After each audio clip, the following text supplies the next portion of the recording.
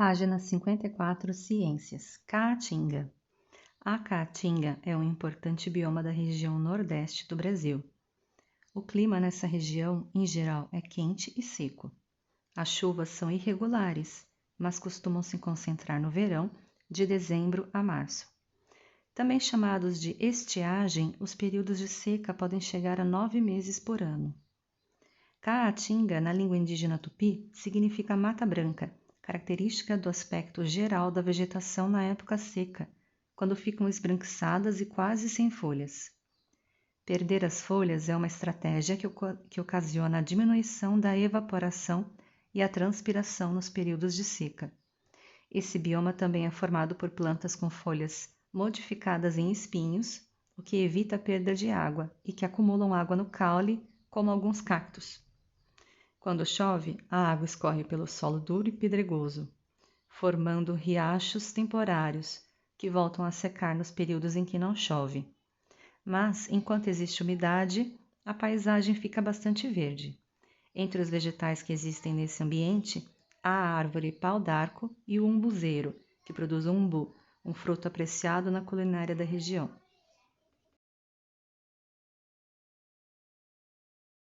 Página 55. Na Caatinga, podemos encontrar animais como o carcará, a asa branca, o calango, a arara-azul de Lear e o veado catingueiro. Alguns deles, como a arara-azul de Lear, só existem nesse bioma. 1. Forme grupo com 2 colegas, leiam o texto e responda as questões. A Caatinga é um bioma exclusivamente brasileiro. Diversas espécies animais e vegetais só existem nesse bioma. Porém, apenas 1% de seu território se encontra protegido. Para sobreviver, grande parte de sua população precisa explorar os recursos do ambiente. Esse é um dos fatores que tem levado a profundas alterações ambientais. Letra A. O que poderia ser feito para reduzir as alterações no ambiente da Caatinga? Então, quais ações nós, humanos, podemos fazer para preservar a Caatinga? B. No dia 28 de abril é comemorado o Dia Nacional da Caatinga. A data foi instituída por um decreto publicado em 2003. Troquem ideias. Por que o governo cria datas como essa?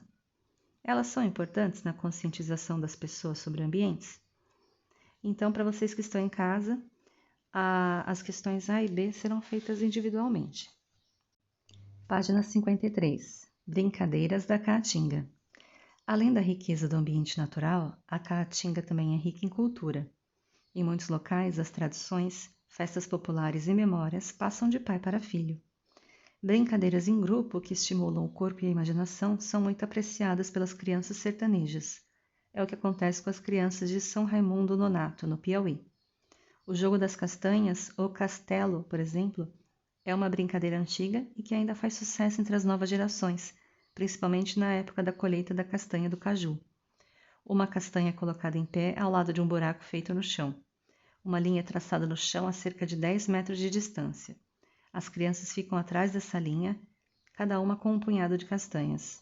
Um sorteio define quem começa primeiro. 1 a 1, os jogadores atiram suas castanhas, tentando derrubar para dentro do buraco a castanha que está em pé. Quem consegue ganha todas as castanhas atiradas. O jogo das castanhas é frequentemente substituído pelo jogo de bilas, também conhecido como bolas de gude. Página 57. Muitas vezes, os brinquedos são feitos dos materiais disponíveis. Na imaginação das crianças, pequenos ossos de animais viram bois e cavalos, que vivem em cercados feitos de gravetos. Na Caatinga, os seres vivos inspiram lendas e brincadeiras. Sobre isso, leia o trecho a seguir. Além das brincadeiras e dos brinquedos, a fauna e a flora inspiram lendas na região do Piauí. As crianças ainda temem a guabiraba, uma versão feminina do caipora. Aguinaldo Ribeiro, estudioso das tradições locais, explica que a guabiraba é o nome de uma fruta na região, que ainda serve de alimento para alguns caçadores. Dizem que a caipora se transforma em uma mulher e aparece debaixo de um pé de guabiraba. Assim surgiu essa lenda, diz Aguinaldo. Outra lenda bem temida pelas crianças é a do pé de garrafa, contada pelo pessoal mais velho.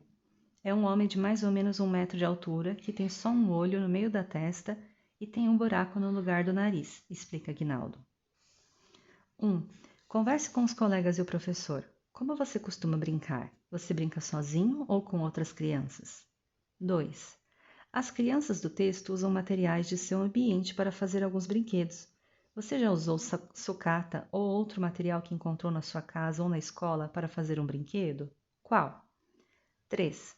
Invente uma lenda ou brincadeira com base em algum animal ou planta que você conheça e conte aos colegas. Então, as questões 1, 2 e 3 vocês podem fazer no caderno, se acharem que não há espaço no livro.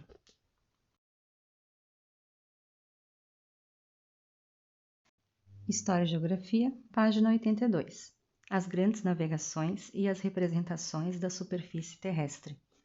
Para realizar as viagens marítimas europeias durante os séculos XV e XVI, os navegadores utilizavam técnicas e instrumentos de orientação desenvolvidos no decorrer da história da humanidade, como a bússola.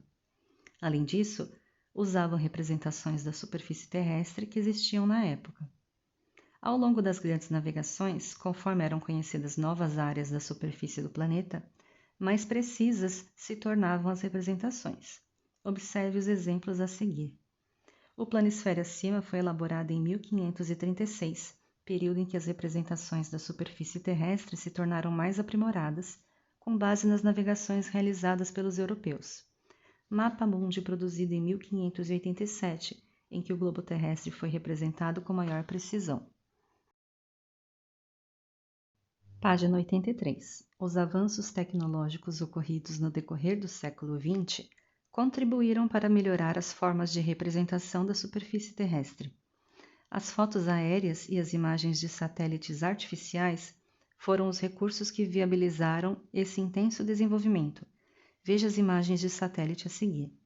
Satélites superficiais, veículos que orbitam em torno da Terra e transportam equipamentos para recolher e transmitir informações.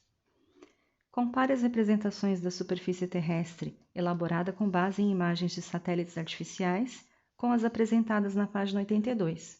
O que é possível concluir? Quais são as diferenças e as semelhanças? Página 84. A chegada dos europeus.